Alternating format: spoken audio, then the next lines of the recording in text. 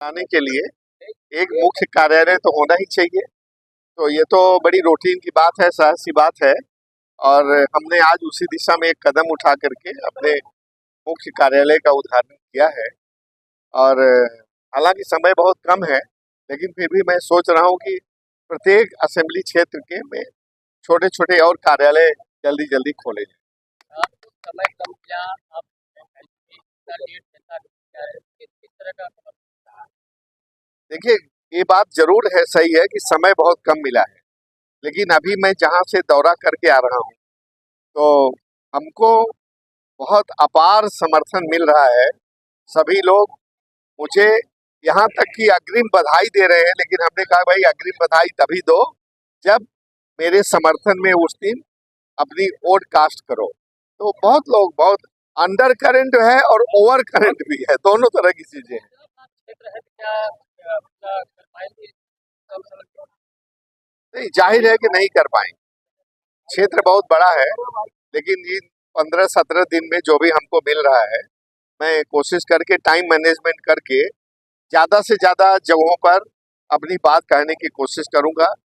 छोटे छोटे नुक्कड़ों पर मिलूंगा, कुछ छोटे छोटे ग्रुपों में मिलूंगा और ऐसा प्रोग्राम बनाऊंगा कि प्रतिदिन एक लंबा रोड, लंबा लंबा सफर तय करूं और उस रूट पर मिलने वाले जितने गांव के लोग हैं, बाजार हैं, छोटे छोटे कस्बे हैं, सब में जगह जगह थोड़ी थोड़ी देर के लिए बैठूं और अपनी बात को लोगों तक मैं पहुंचाऊं।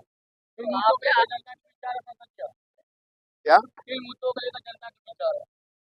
मुद्दे वही हैं जो पहले हैं, वही हैं अभी और आगे भी रहेंगे। सबसे बड़ा मुद्दा है देश के नौजवानों की अनएम्प्लॉयमेंट, बेरोजगारी। देखिए, आज के समय में बहुत बड़ा मुद्दा है। हमारी जो रूलिंग पार्टी है वो केवल उनको अनाज दे करके और उनकी वोट को बहकार कर ले रही है। मुझे उनको बताना है कि ये तो वैसे ही हुआ जैसे मियाँ की जूती मियाँ का सिर। जो अनाज मिल रहा है, एक तो उनको नौकरी न दे करके, उनका इतना बड़ा हक छीन करके केवल अनाज दे करके उनको पोटैटो टाइप का बना दे रहे हैं। दूसरा ये है कि जो भी उनको अनाज मिल रहा है वो बताना है कि वो उन्हीं का पैसा है, वो कोई सरकार का, वो जो अनाज दे करके फायदा ले रहे हैं, एमपी केयर का पैसा नहीं है, वो बीजेपी के फंड का पैसा नहीं है। इतने एमपी केयर में 50,000 करोड़ रुपए से ज्यादा फंड जमा करके रखा है सत्ताधारी पार्टी ने। मुझे खुशी होती कि सरकारी खजाने से न दे करके वो एमपी केयर फंड से देते पैसा जो अनाज दे रहे हैं।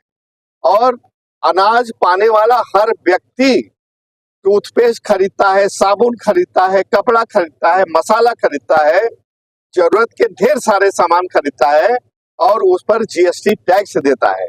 तो जितना अनाज देने का दाम होता है, करीब करीब सबका मिलाकर के उतना वो टैक्स देता है सरकार को।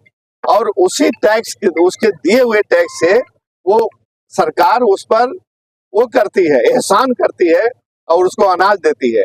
लेकिन हिंदुस्तान का आदमी इतना बेचारा सीधा है कि चाहे वो उसको सरकारी ढंग से भी दिया जा रहा है, लेकिन वो उसी के पैसे से दिया जा रहा है, लेकिन फिर भी उतना अनाज पा करके वो अपनी इतनी बहुमूल्य वोट को उनके सुपुर्द कर देता है। इसको हमको बताना है, इसको हमको समझाना है जनता को। देखिए भाई, वो दोनों बड़े प्रत्याशी हैं। अब मैं क्या कहूँ कि अब हमारा जिस तरह का घोटाला किया है उन्होंने, जिस तरह का सीबीआई इंक्वायरी उनके खिलाफ चल रही है, तो मेरी तो कही है कि इस माहौल में वो डिस्क्वालिफिकेशन है। मैंने न घोटाला किया है, न कोई इंक्वायरी चल रही है, न जेल गया है। तो जेल गया हूँ, तो अब जनता को चुनना है कि ऐसे प्रत्याशी को चुनेंगे या हम जैसे प्रत्याशी को चुनेंगे। दोनों प्रत्याशी घोटालेबाज अब मैं क्या है, देखिए इंक्वायरी, देखिए आप सभी को मालूम होगा कि इंक्वायरी तो दोनों के खिलाफ चल रही। अब ये बात दूसरी है कि एक सत्ताधारी पार्टी के हैं और एक अपोजिशन पार्टी के हैं, लेकिन इंक्वायरी तो दोनों के खिलाफ चल रही बसपा ने मुस्लिम उम्मीदवारों को मैदान में उतारा है। ऐसे में आपके जौनपुर के पुराने सहयोगी सलीम खान ने बसपा से इस्तीफा दे दिया, तो क्या आपको इसका नुकसान उठाना पड़ेगा? देखिए क्या है कि सलीम खान ने जिन कारणों से इस्तीफा दिया वो किसी लोभ और लालच के बस में दिया है। अगर किसी मुद्दे पर दिए होते तो मुझे खुशी होती। मैं सलीम खान हमारे सहयोगी जरूर रहे हैं, लेकिन हमेशा हर आदमी का एक एटीट्यूड होता है, माइंडसेट होता है कि सत्ता के साथ जाना और उसको एंजॉय करना, संघर्ष न करना। तो मैं तो समझता हूँ कि वो इसी के तहत गए हैं, अदरवाइज कोई ऐसी बात नहीं थी पार्टी में, उनके खिलाफ कोई वो नहीं है। उनको पिछले असेंबली इलेक्शन में चुनाव का टिकट भी दिया गया। कोई और खास बात होती कि अगर पार्टी ने उनको तंग किया होता, उनको बेइज्जत किया होता, ये कोई इस तरह की बात होती तो गए होते छोड़कर, तो अच्छा लगा होता। इनमें अगर कोई बात नहीं है तो क्यों गए हैं आप खुद समझ सकते हैं। आजकल कई प्रत्याशियों बदले गए हैं, कई सीटों में प्रत्याशियों को ऐन मौके पर बदला गया है, इसको कितने देते हैं? देखो ये तो हर पार्टी देखती है कि दूसरा पार्टी कौन आया, इक्वेशन उसको कुछ फीडबैक लेती है और उस फीडबैक के हिसाब से वो काम करती है। तो इसमें तो ये राजकाज है, प्रत्याशी बदले जाते रहे हैं, पूर्व में भी बदले जाते रहे हैं और भविष्य में भी बदले जाते रहे। इनका टिकट का क्या हुआ, आपके समर्थन में है? बसपा में किसी के खिलाफ नहीं है। क्या हुआ, आपका समर्थन कर रहे हैं, आपका सहयोग दे रहे हैं? या आगे ये बड़ा गूढ़ सवाल है और वक्त बताएगा। पार्टी ने आपको दोबारा मौका दिया है, तो क्या कहना चाहें? अच्छी बात है, दोबारा मौका दिया है, फिर एक बार कमर कस के तैयार हुआ हूँ, जनता के बीच में जाऊंगा, अपनी बात को कहूंगा कि मैंने आपके लिए क्या क्या किया। और पार्टी ने जो मुझे मौका दिया था, जौनपुर की जनता ने मुझे देश की सबसे ऊंची पंचायत में चुनकर भेजा था, किस लिए भेजा था कि संसद में जाकर के उनके अहम मुद्दों को उठाऊं।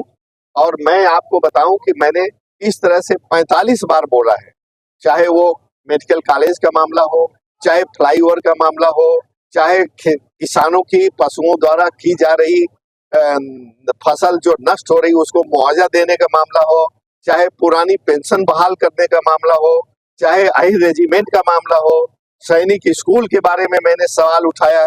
और मुझे उम्मीद है कि अगर एक कार्यकाल मेरा मिला तो जौनपुर को मैं एक सैनिक स्कूल जरूर दूंगा। केंद्रीय विद्यालय का मामला उठाया, जो कि केंद्रीय विद्यालय शुरू होने के कगार पर है।